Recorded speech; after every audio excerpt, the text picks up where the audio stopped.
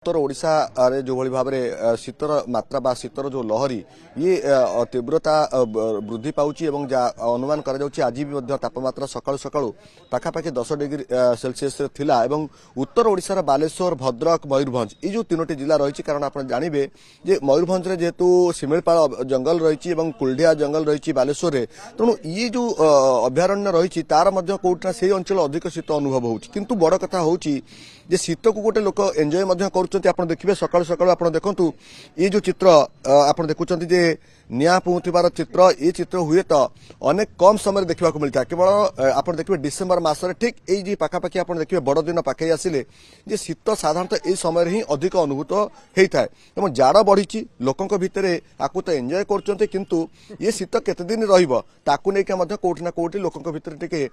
भय बा आशंका रोची आज्ञा मुझे जानापी चाहिए सका आप निया पहुँचती और सहित आप शीत को उपभोग कर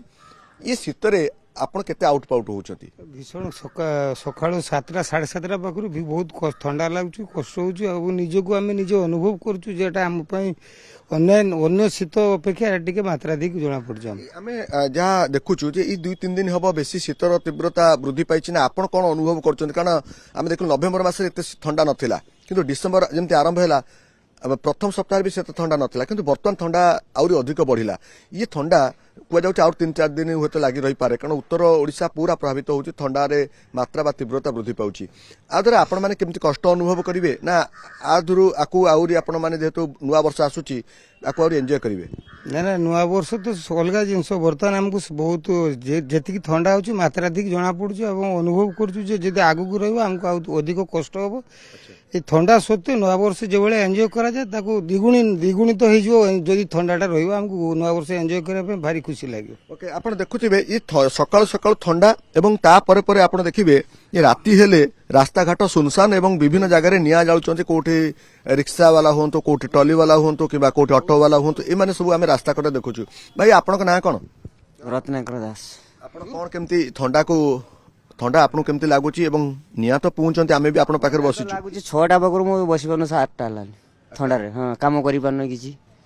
ठंडा प्रबल होउची केतबेल आसोनी केमती काम करती मु घरु भारी 5टा बेले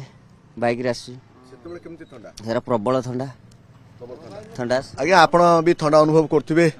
केमती ठंडा अच्छी बालेश्वर आप देखते प्रबल ठंडा आमको तो लगुच 12 डिग्री पाखापाखि सेल्सियस रही ये ठंडा आपण मैंने केमती आउटपाउट होती देखो बर्तमान ठंडाटा रहा कथा ठंडा रही भी टे इंजय होमर इंजय भी लगुच ठंडा भी आम इंजय आज निया दी इंजय भी अनुभव कर समस्त मिसिकी आलू भी पकई दौची टे ठंडाटा रही आम पक्षे भल लगे शेष प्रतिक्रिया आप ठंडा देखुची पूरा जैकेट सहित मफलर राति ठंडा केमती अनुभव करती आप राति तो ठंडा भीषण रोचे माने